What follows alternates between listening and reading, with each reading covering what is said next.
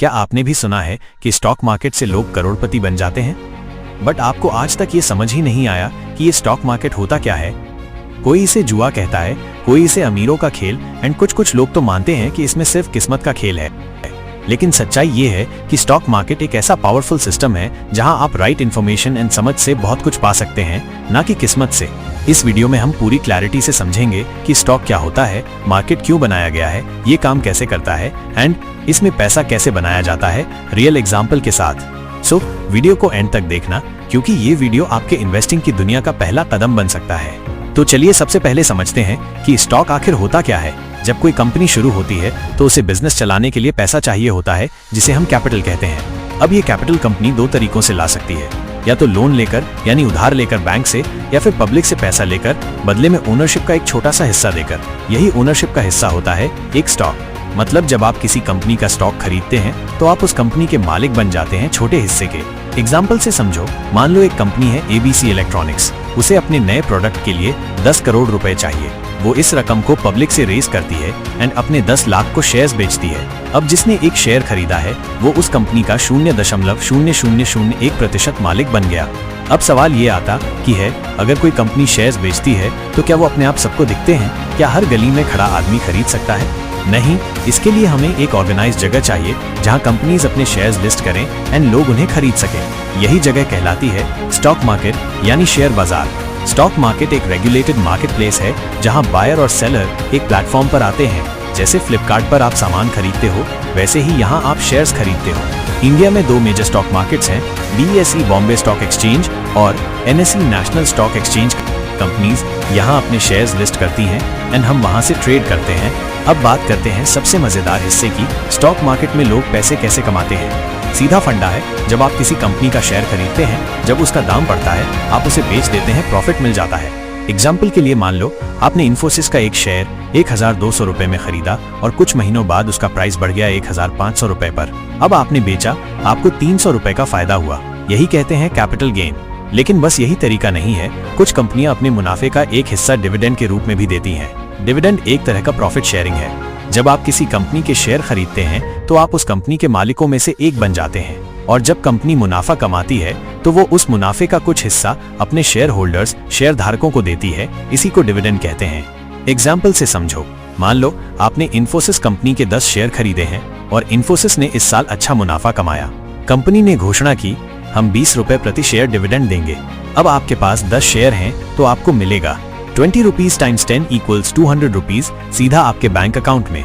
अक्सर लोग पूछते हैं शेयर की कीमत बदलती क्यों रहती है, कभी एक स्टॉक ऊपर जाता है कभी नीचे, लेकिन ऐसा क्यों होता है? इसका सबसे आसान जवाब है डिमांड एंड सप्लाई। अगर किसी स्टॉक की मांग ज्यादा है, मतलब बहुत सारे लोग उसे खरीदना चाहते हैं, तो उसकी कीमत अपने आप बढ़ जाती है। लेकिन अगर ज्यादा लोग उस स्टॉक को बेचने लगते हैं तो उसकी सप्लाई ज्यादा हो जाती है और प्राइस नीचे गिरता है। जैसे अगर किसी कंपनी ने अच्छा क्वार्टरली रिजल्ट दिया तो इन्वेस्टर एक्साइटेड होकर उसके शेयर्स खरीदते हैं, जिससे उसकी प्राइस बढ़ती है।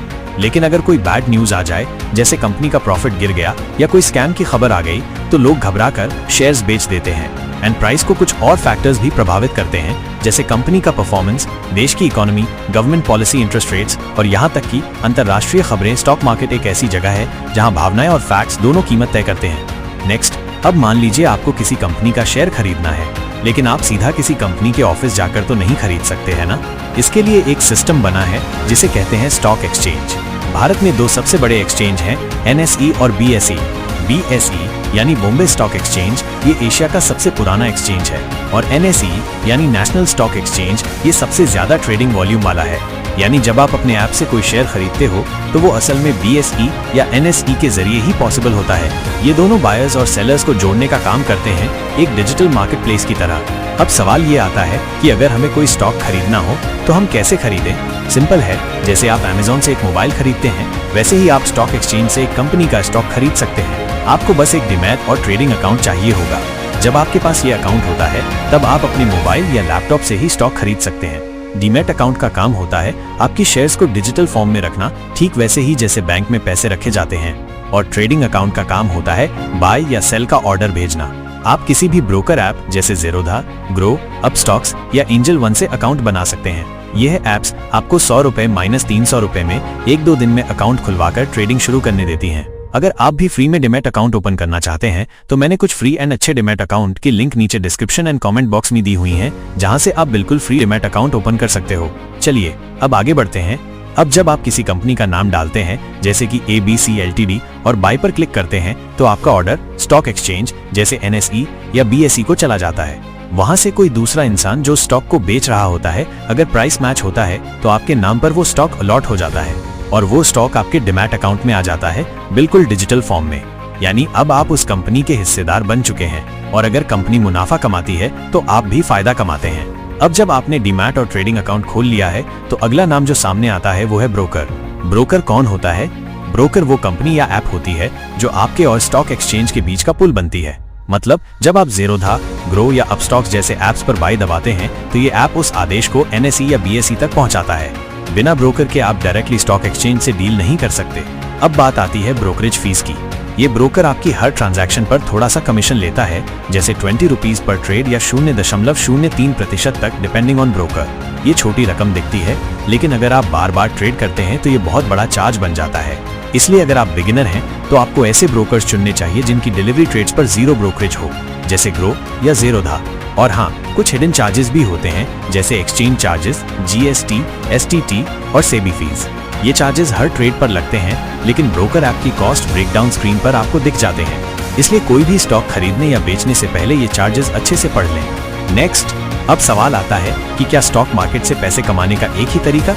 नहीं, इसके दो बड़े तरीके होते हैं। पहला लॉन्ग टर्म इन्वेस्टमेंट, यानी आप किसी अच्छी कंपनी के शेयर्स खरीदते हैं और सालों तक होल्ड करते हैं। कंपनी ग्रो करती है, उसका प्रॉफिट बढ़ता है और आपके शेयर्स की वैल्यू भी बढ़ती है। एग्जाम्पल के तौर पर अगर आप 10 साल पहले एक मजबूत कंपनी में 10,000 रुपए लगाए होते तो आज वो पैसा 50,000 रुपए या उससे ज्यादा हो सकता था। दूसरा, ट्रेडिंग यानी शॉर्ट टर्म, जैसे इंट्राडे ट्रेडिंग, स्विंग ट्रेडिंग या फ्यूचर्स और ऑप्शंस। इसमें आप दिन भर या कुछ दिनों में प्राइस में होने वाले छोटे मूवमेंट्स पर कमाते हैं, लेकिन ध्यान रहे इसमें रिस्क ज्यादा होता है।